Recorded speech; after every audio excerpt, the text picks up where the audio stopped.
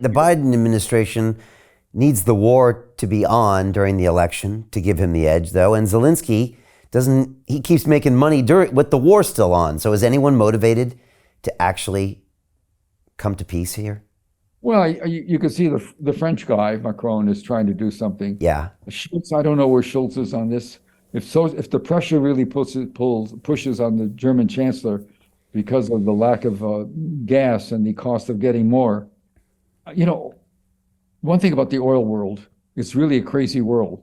In the 60s, Russia began building a pipeline that we hated. It took them, a decade to build it. It went from Russia through Ukraine into parts of the old Warsaw Pact in Eastern Europe, and that pipeline is intact, and oil is still flowing to the 2 or 3 countries that are pro-Russian, in the old Warsaw Pact, and Russia still pays the transit fees. So I'm telling you, oil is a different commodity. Oil and war, just like oil and water, don't mix. You can, so the idea that it turns out I actually asked a lot of questions about this, about Ukraine buying diesel oil from Russia during the war, in the Chechen War, when the Chechen, the radical crazies, Yeah. Chechen was buying its oil from Russia then. Really? To keep going against Russia. This horrible war, buildings were being blown up. So the oil industry is a separate world. They're just they're completely agnostic of anything going on. It's all about this. Right. It's all about the money, which is Just a lot. like the IT business and the computer chip. You mentioned that.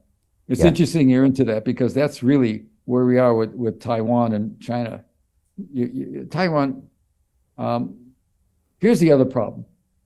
What I'm told is by people in the community is we have a big research. The CIA has a big directorate of intelligence that produces, they're ordered to do so. We have another office called the Office of National Intelligence. They asked the CIA, give us a big study of what would happen, what's going on if China wanted to go into Taiwan. And so they do a study, but nobody wants it. Gets the problem. Nobody in the White House wants to read it. They don't even think the president, people in the community, they don't brief the president like CIA people used to brief him. The guys who did the mission never went near the White House. It was all done through the CIA director. And what was the CIA director's first question? How much should I know? And you know what they told him? Not much, fella. You're a State Department guy. You don't know much about the agencies. Don't ask and we won't tell. Just let us know. We're going to tell you when we're ready, and let us know what he wants us to do. And that's the way you do it. And so it's not as if in the olden days, Obama, remember the pictures of meeting and discussing, we're going to go after bin Laden, those meetings with all the intel. Nothing like that happens here. There's a report put out every day called the PDP, the President's Daily Brief, whatever it is. It's these guys in the CIA stay up to 3 or 4 o'clock in the morning. It's full of signals intelligence and intercepts. And it's for the President, Secretary of State, Secretary of Defense, Vice President, maybe the Secretary of Treasury. It's a one document only. And the guys I know aren't sure the president reads it. On the other hand, I always tell the story now that he's dead. Colin Powell, when Reagan was alive, Reagan had one great advantage. He could draw the line at times. He's very funny. But he didn't like homework.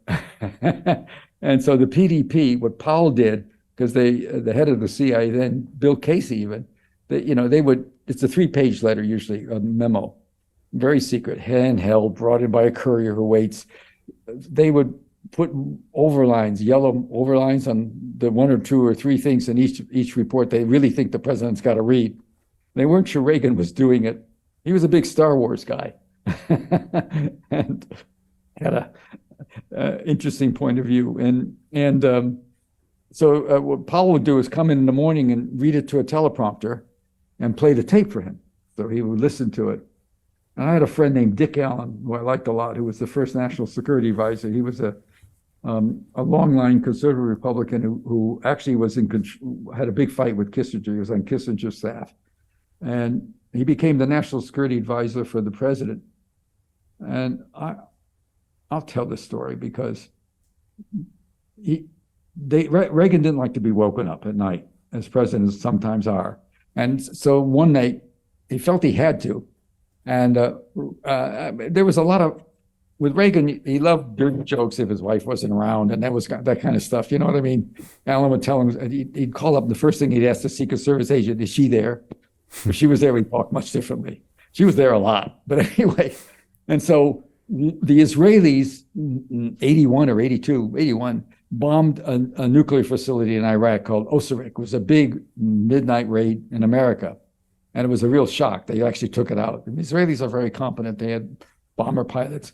And so Alan is called because the president should know this. It's 3:00 in the morning. He's debating about it. And he hadn't called him. He'd been National Security Advisor for 6-8 months. He's actually interesting, very interesting guy. And he told me the story later. And so he finally calls him and wakes him up. There's a hotline. Mr. President, I have to tell you that we've got to report the Israelis just bombed the Syrian reactor, the Iraqi reactor in Osirik. And this is going to be a big issue. And you think you should know. Long silence. And he said, yes, Mr. President. And Reagan said, well, you know, Dick, he said, boys will be boys. And he hung up. Something okay about that in a way. You know what I mean? We're not always the top dog. And so I tell you this story to let you know that I do have people that talk to me. I always have. And they're in interesting places. And that's why I'm a little irritated that people don't want to start asking questions. Why did the United States stop the Security Council from doing an investigation? Why hasn't there been any investigation by the White House itself? These are all questions that need to be asked. And the answers are, and, you know, 2 and 2 is always 4. But we're not even asking those questions. I've gone so long. You're going to cut this so badly. Let me go back and have, it's 1 o'clock, 2 at 1, you know, it's 90 degrees today. So Jim Rickards has just recorded a video that's not available to anyone in the public, and he's going to be talking about how this upcoming recession is going to be fast, it's going to be bloody, it's going to be nasty. But at the same time, he's going to show you how you can position yourself to profit from all of this chaos. Now, we've made this video only available to our viewers. Go to londonreal.tv/Jim. Watch that immediately. I can't say enough good things about Jim Rickards. He understands the global economic system better than any guest I've ever had on London Real. His predictions are almost uncannily true, and you can learn how to profit from his vision, from his expertise, and his understanding of economics. So go to londonreal.tv/Jim or click the link below.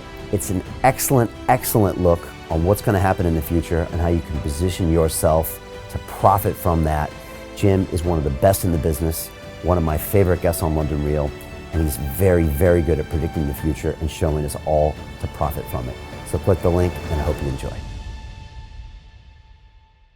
Hey, it's Brian Rose, founder of the DeFi Academy. I've told you my 4-week crypto bootcamp is amazing, but don't take my word for it. This is what my students are saying. The DeFi Academy was an amazing experience for me. It took me totally out of my comfort zone. In this course, I was challenged, I was held accountable, and pushed to do things that honestly weren't always easy. It's been phenomenal, and I can't believe we're already up on our 4 weeks. It has flown by. Going through this DeFi accelerator by far was one of the best courses I've taken. You do this course, you really get into the nitty-gritty of the activities that will make you comfortable with decentralized finance.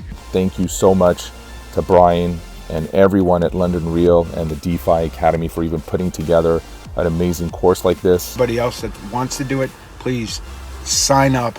It is well worth the money.